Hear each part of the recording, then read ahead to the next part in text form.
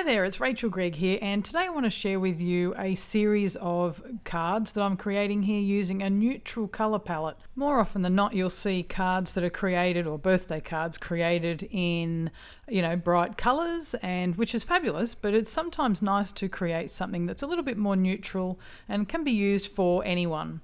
So I've just started by folding up 3 white card bases. These are A6 card bases, so that's around 10 by 15 centimeters, which is 6 by 4 inches.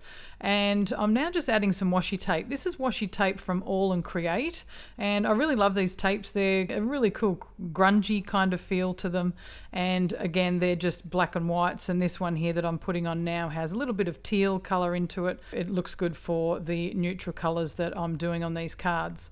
And you can use any washi tapes if you've got a washi tape stash at home, and then this is a great card base or card ideas for you to use some of that on your cards. So I'm just trimming off any excess here on the top and bottom of the cards. And these washi tapes here, the 2 on the left there, they're 2 centimeters wide, and this one here that I'm trimming off now, it's 3.5 centimeters wide. So it's really fun just to mix and match your different washies, just to see what you can create for a nice little border on the left-hand side of your cards.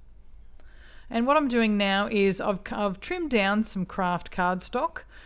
These will go on the front of those cards, so I've just made little craft panels just to keep with that neutral theme. And now I'm just using some Dina Wakley Buff paint, and again just to keep with that neutral tones. And this is just to give us a nice little painterly palette or section to stamp onto. So I've left the edges of my painted piece just nice and organic and fluid, and just let it sort of go where it wants to. So I've got a few little splatters and stuff there on the edges of that pieces.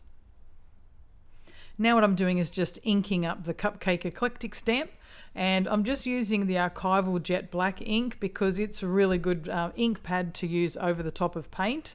So I've made sure that that paint is dry, and then now inking up that stamp with that jet black and then stamping it directly over that painted background.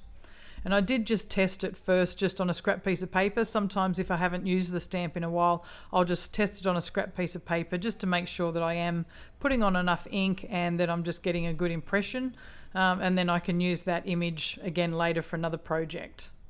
So I've stamped up that cupcake, and you can still see all that detail from that stamp, even though it's been stamped onto paint, but the painted background was quite a flat surface anyway, so it doesn't have any problem there stamping up all that detail on that background. And now what I'm using is the Candles Eclectic stamp. These are really fun, stamps to use for birthday cards and for any type of celebration. So they're really fun stamps, and they cover a card front like that really easily. And for my third card here, I want to use the wine glasses or the champagne glasses out of this celebration stamp set. This is a really fun stamp set. You can use it for New Year's Eve or for weddings, for any type of celebration, for birthdays, a congratulations card, any type of card where you might, clink your glasses together just to celebrate something that has happened.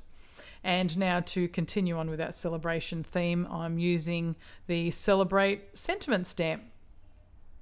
And I want to create these sentiments with a black base with white text. So what I'm doing here is I'm using a Distress embossing ink, and I'm using that to stamp up the stamp. Now this is just a scrap piece of black cardstock that I had on hand, and it means that it was wide enough there to stamp the stamp twice. And I've inked it up with that embossing ink, and then now I'm just covering it over the top with some white embossing powder. So I'm just putting that ink away and then putting the excess powder now back into the jar, screwing on the lid here, and then I will heat set the sentiments. And before I do that though, I'm just tapping off any excess. So now I'm just heating up that embossing powder, and the white embossing. It looks really, really nice once it heats up and sticks and embosses. You can see there that the white's really coming through now, and it'll come really nice bright white. The embossing powder that I did use is a super fine embossing powder. So what that means is those little granules are a little bit finer than a normal embossing powder, which is really good to use for text stamps. Now what I'm doing now is I just want to add on some little postmarks, as I always love adding postmarks to my cards and projects. So you can see there that I just had my little cupcake stamped panel, and I just put it over the top of the card just to see where I'd like some postmarks to go, because I just want the postmarks to be a little bit in the background. Just adds another little extra layer for that background. So what I'm using for that is the Global Postmark stamp set. Now this is a fabulous stamp set because it's just full of postmarks. I mean, we do have lots of stamp sets that have postmarks in them. Like all of our cities stamp sets will often have a postmark from that city, so you could use one of those postmarks. If you're looking for a stamp set though that is just purely postmarks, then check out our Global Postmark stamp set, because it has postmarks from all different cities all over the world. And so I've just stamped up a couple of those postmarks on the background there, and what I'm doing now is just inking up the edges of these panels, and I'm just going direct to the edge of the cardstock there with the ink pad. So I'm swiping across the edge first, and then I'm tapping the ink pad onto the cardstock just to give it that little feathering look, and it just softens up the background, and it's kind of like giving it a black matte without using black cardstock. It just gives it that nice little distressed black edge around those pieces of cardstock. Now I want to make sure that this is a little bit dimensional on the card, so I'm using some foam adhesive, and I'm just putting that down the center of the card on either side just to make sure so that it doesn't dip in the middle when it's on the card. And so just pressing that onto the card itself, and now I'm just doing it with the other panels to finish off these cards.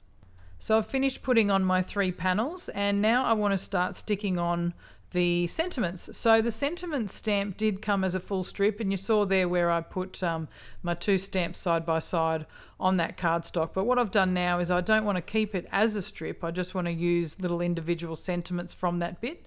So I've just trimmed out some of the words from those embossed sentiments, and I'm just fiddling around here now, just seeing where I want to place it, and then just using some double-sided adhesive there just to stick it onto the card.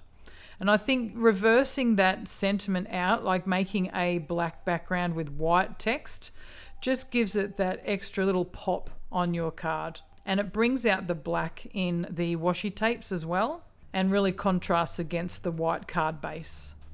So you could mix and match the little sentiments. There's also a happy birthday sentiment stamp which would work really well for these cards, and also the celebrate sentiment that I've used. So this is just a fun little way to make really quick and easy cards using up your washi tape, your eclectic stamps, and some sentiment stamps. So I hope you've enjoyed these ideas. If you'd like to see more, check out the rest of our tutorial videos on our YouTube channel, and also check out all of our tutorials on our blog at darkroomdoor.com. Thanks so much for watching.